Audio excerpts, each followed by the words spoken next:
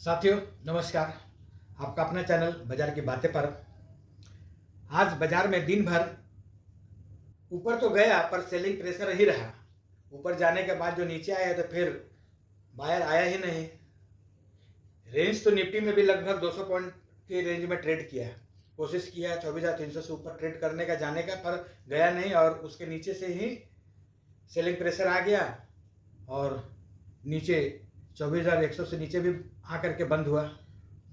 Bank Nifty में उसी प्रकार 58,000 से ऊपर गया पर उस जगह पे सेलिंग प्रेशर आया और 57,500 के आसपास आके बंद हुआ। तो आपसे रिक्वेस्ट है कि यदि हमारे चैनल पर फर्स्ट टाइम है तो चैनल को सब्सक्राइब कर ले और वीडियो अच्छा लगे तो लाइक और शेयर जरूर कीजिएगा। तो आगे और समझ। आज निफ्टी में गिरावट के साथ और बैंक निफ्टी में भी गिरावट के साथ क्लोजिंग मिला। निफ्टी में 116 पॉइंट नीचे की ओर खो करके 24,090 पर क्लोजिंग हुआ और बैंक निफ्टी में 273 पॉइंट का अपना बढ़त जो था उसको खो करके 57,500 के आसपास क्लोजिंग मिला। यानी कि हाई तो गया, निफ्टी भी कोशिश किया लगभग में 24,300 को क्रॉस करने का, पर कर नहीं पाया और उस जगह सेलिंग प्रेशर बन गया। बैंक निफ्टी भी कोशिश किया ऊपर जाने का 58,000 से और गया भी कुछ देर के लिए और फिर उस जगह पे सेलिंग प्रेशर बना और वहां से भी 500 पॉइंट नीचे आया, बंद हुआ लगभग 57,500 पर। यानी कि सेलिंग प्रेशर भारी रहा। मंथली एक्सपायरी था बैंक निफ्टी का, भारी रहा। कल से पूरा फ्रेश सेशन है। कल से बाजार जिधर की ओर मूव लेगा तो 2-4 दिन हो सकता है कि उस ओर जाएगा और काफ़ी दिनों से लगभग मान के चलिए कि पूरा अगस्त बाजार एक सीमित दायरे में कार्य किया। अब ब्रेक जिधर की ओर लेगा, यदि ऊपर की ओर लेता है तो वहाँ से 2-4-500 पॉइंट 1000 पॉइंट निफ्टी में तेजी आ सकता है। नीचे जाता है तो वहाँ से 500 पॉइंट नीचे जा सकता है, क्योंकि बाजार में ज़्यादा गिरावट दिख नहीं रहा। गिरावट और सारे जगह से न्यूज में आ रहा है। न्यूज ना अच्छा हो रहा है ना खराब हो रहा है। कभी ट्रंप बोलते हैं कि हॉर्मुज का प्रॉब्लम सॉल्व हो गया, कभी ईरान बोलता है कि नहीं अभी प्रॉब्लम सॉल्व नहीं हुआ, वो हमारा है, और बमबारी हो जाता है। तो इस प्रकार का क्या है ना कि युद्ध और ये सबसे जो रिलेटेड चीज़ है, बाजार इसको साइड कर दिया है। बाजार को अब जिधर मूव करना है वह भारतीय बाजार अपना रुख ले लेगा। सितंबर में एक और कहीं ना कहीं नीचे की यदि आता है, बाइंग का अपॉर्चुनिटी रहेगा और उस जगह पे सपोर्ट लेकर के बाजार ऊपर की ओर मूव करना हो सकता है कि शुरू कर दे, क्योंकि इस जगह से बहुत ज़्यादा गिरावट का माहौल दिख नहीं रहा है। कैंडलस्टिक के हिसाब से टेक्निकली गिरावट है नहीं।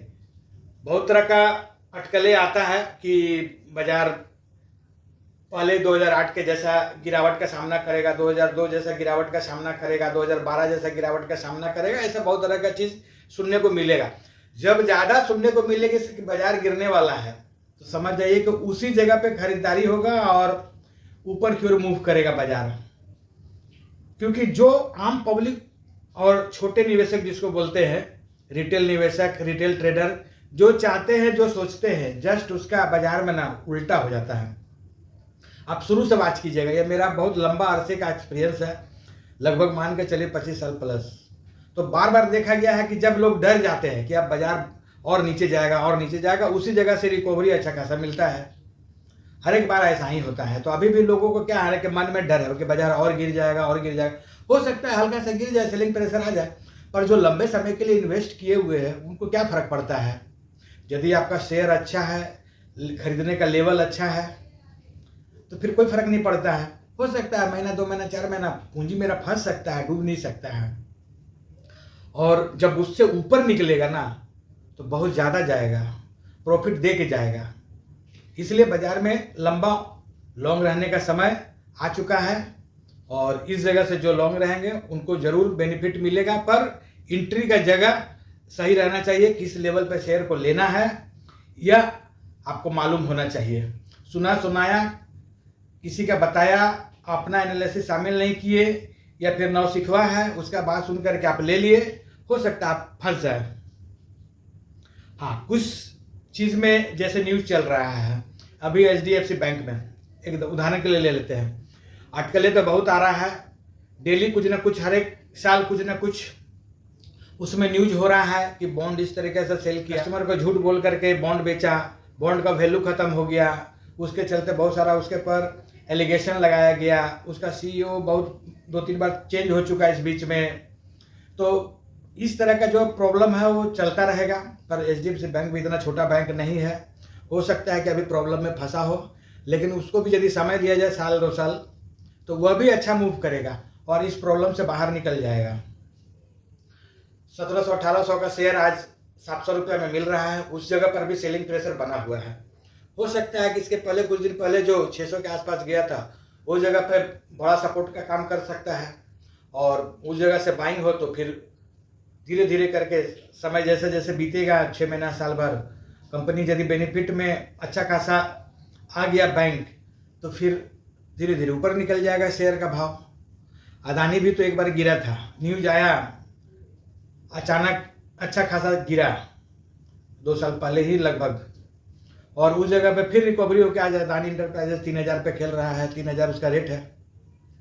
तो हो सकता है कि एचडीएफसी बैंक में भी ऐसा नहीं कि बहुत वह घाटा में चला गया है, बैंक बंद हो जाएगा, इस टाइप का कुछ नहीं है। हाँ, कुछ गलतियां हुआ है बैंक के द्वारा, कुछ मजबूरी था जब बैंक में एचडीएफसी बैंक को और उसका जो पार्ट एक दूसरा था जो हाउसिंग लोन देता था, उसको जब मर्ज किया गया तो उस जगह से ही खेला उसमें शुरू हुआ था और उस जगह से ही उसके पास में लिक्विडिटी का कमी हो चुका था, क्योंकि लोन तो बढ़ रहा था पर कैश डिपॉजिट जो फिक्स डिपॉजिट में पैसा आता है वह उसके पास था नहीं, तो जिसके कारण वह दूसरे कंट्री से एनआरआई के पास में दूसरे कंट्री में बॉन्ड के रूप में पैसा इकट्ठा करने का जो भी प्लानिंग किए हो, वह प्लानिंग में कस्टमर को लॉस हुआ और उसका हर्जाना अभी तक एचडीएफसी बैंक भर रहा है उस गलती का।